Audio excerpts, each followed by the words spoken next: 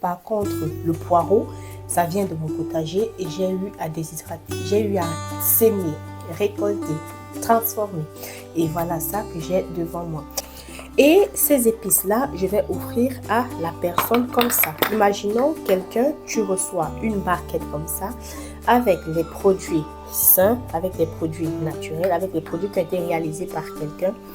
Personnellement, je préfère recevoir ça que de recevoir une énième tasse. Bonjour, chers amis du potager à distance, j'espère que vous allez bien. Moi, c'est Josiane pour tous les nouveaux. Merci de regarder jusqu'à la fin afin de soutenir cette chaîne YouTube.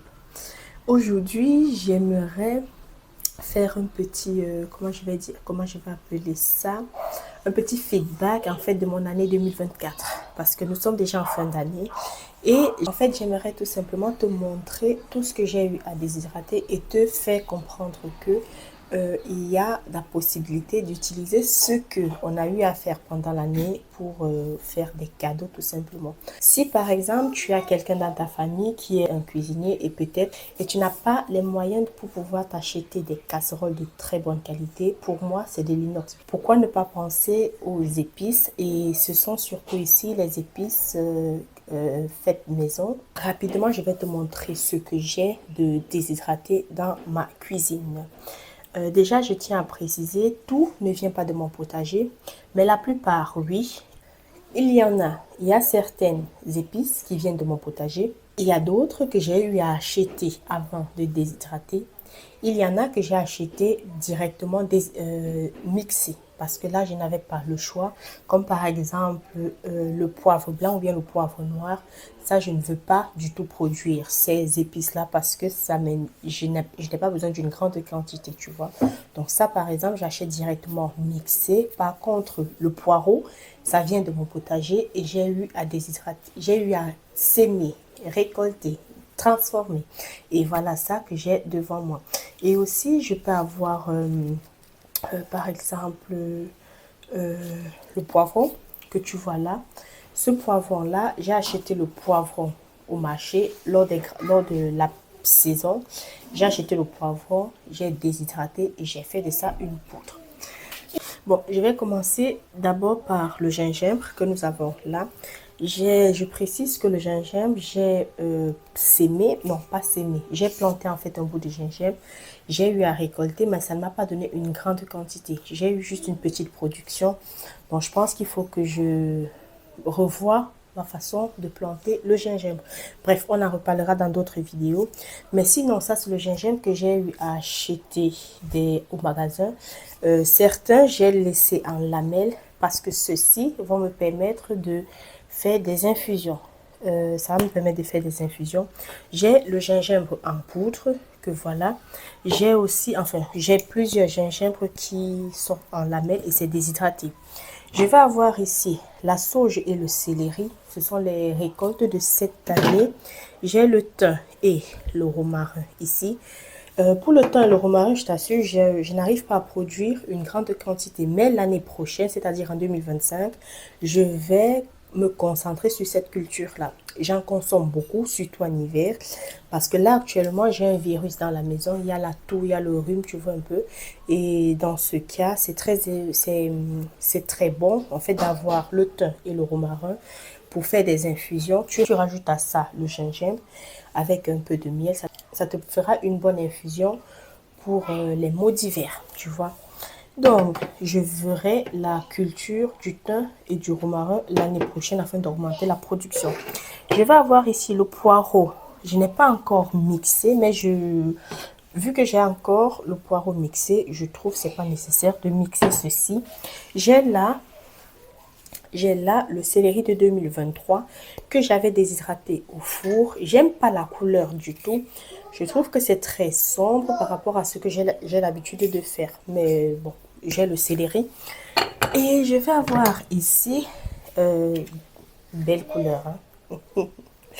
Mon calendula, on a récolté ça ensemble. C'était un dimanche, on a récolté le calendula et j'ai déshydraté. J'avais pas mis au déshydrateur, hein, juste sur vu qu'il faisait assez chaud, juste sur le plan de travail et c'était bon. Et le calendula me permet aussi de faire des infusions. Parfois je mélange Comme par exemple ce matin, j'ai eu à faire une infusion avec du calendula. Très bon.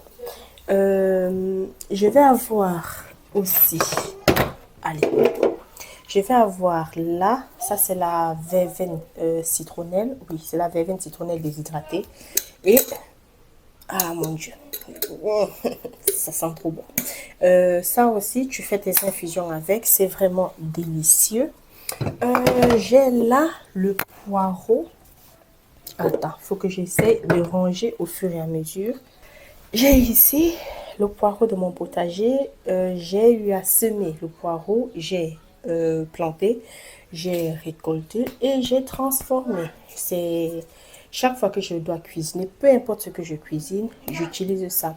Tu vas voir, parfois, lorsque je fais même de poulet, je te l'ai déjà dit plusieurs fois dans mes vidéos, chaque début du mois, j'ai l'habitude d'acheter 2 poulets et je vais tout simplement utiliser tout ce que j'ai eu à déshydrater, comme par exemple le poireau, ou bien je prends le céleri et le gingembre, je vais mélanger et former des paquets pour mettre au congélateur. Et dès que j'ai envie de consommer, c'est déjà en fait assaisonné. Bon, je n'oublie pas le sel et le poivre, hein. Bon, tu mets tout ce que tu veux pour assaisonner ton poulet et je sectionne ça, je fais en portions et je mets au congélateur dès lors je veux. Si je sais que le lendemain je dois manger du poulet par exemple, je vais faire sortir la veille, je laisse au frigo, ça dégivre et le lendemain je mets ça dans le air fryer. Trop bon. Donc je vais avoir ici, allez, je vais avoir ici le poivron qui ne vient pas du tout de mon potager, que j'ai acheté pendant la saison. La vidéo se trouve sur la chaîne, j'ai fait ça avec toi. Et ça, c'est mon poivron que j'ai eu à déshydrater et qui me sert pour tout cuisiner. Sincèrement, pour avoir de la couleur dans tes repas. Imagine, tu es en train de faire du riz sauté, tu mets le poivron, ça te donne une couleur rouge. Tu fais des pâtes, tu mets le poivron en poudre, ça te donne une couleur rouge.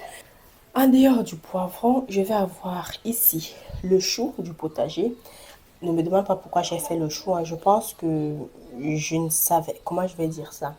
Je ne savais pas encore que je pouvais faire la lactofermentation parce que ça, c'est le chou de 2023. Ça, c'est la récolte de 2023 que j'ai fait. Il y avait quand même beaucoup, hein. Tu vois, il me reste ça. Il y en avait beaucoup.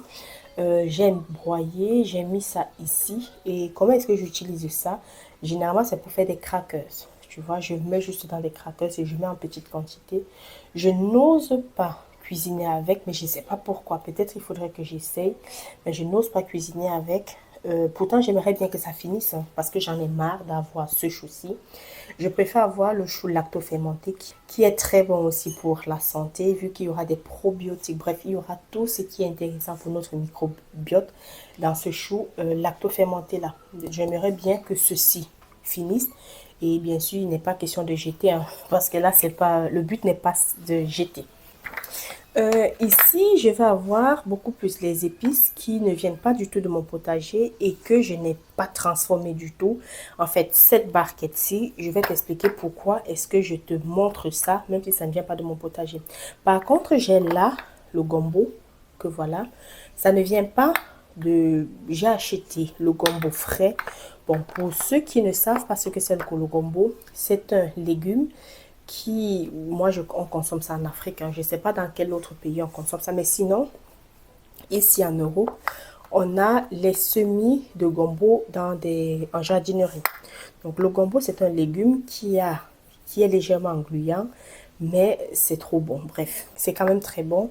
Et ce gombo-là, j'ai tout simplement déshydraté. J'ai utilisé mon déshydrateur et j'ai fait de la poudre avec. Lorsque je dois cuisiner, imaginons si j'ai besoin d'avoir la sauce gombo, non pas la sauce gombo, mais la sauce d'arachide qui a du gombo, tu vois. Je vais faire ma sauce d'arachide comme j'ai l'habitude de faire et je vais rajouter un peu de ce gombo aussi pour avoir cet aspect gluant afin de manger avec du couscous par exemple. Donc ça, je vais te montrer, je vais te dire après pourquoi est-ce que j'ai cette barquette-ci. Bon, la dernière chose que je vais te montrer, c'est ça. Et c'est ce que j'utilise au quotidien. Vraiment, au quotidien, j'ai ceci. Parce que ça, ce que je viens de te montrer là derrière, ce sont des grands formats. Je t'ai toujours fait comprendre que c'est mieux d'avoir de diminuer en fait les quantités et mettre ça dans des petits bocaux afin de consommer tous les jours. Parce que si tu dois à chaque fois ouvrir le grand bocal, fermer, ouvrir, fermer, tu vas perdre selon moi en termes de goût, surtout s'il y en a beaucoup. Je préfère toujours mettre ça dans des petits bocaux pour pouvoir consommer. Donc, j'ai ici l'ail que j'ai eu à déshydrater. Et cette ail-là, la vidéo se trouve sur ma chaîne. Je vais sûrement te mettre ça quelque part. Et ça me... Oh, c'est vraiment très bon. Même si je préfère en fait l'ail frais. Il y a la différence entre les deux. Là, actuellement, j'ai encore l'ail que j'ai récolté cette année-ci, frais. Je trouve qu'il y a quand même une différence entre les deux. Mais si tu n'as pas l'ail frais, l'ail déshydraté fera aussi très bien l'affaire. Je vais avoir ici la tomate déshydratée. Ça, c'est la tomate qui vient de mon potager. Tu vois, ça n'a pas une couleur rouge, mais plutôt jaune. C'est parce que j'avais mélangé toutes les tomates possibles. Jaune, noir décrimé, les petits... bref, j'avais tout mélangé. J'ai mis ça là. J'ai déshydraté. Ça m'a fait cette tomate-là. Là, je vais avoir un mélange de carottes, poivrons, verts. Et ceci, on a eu à réaliser ça ensemble, je pense bien. Oui, ça, c'était dans la vidéo où j'ai récolté les poivrons au mois de novembre, je pense bien. Et ce mélange-là, c'est quand même, ça pique. Mais c'est très bon. J'ai ici, regarde-moi ce gingembre aussi. Le gingembre qui est là, chaque fois que je veux utiliser, du moins, j'ouvre toujours ce bocal-ci pour pouvoir me servir.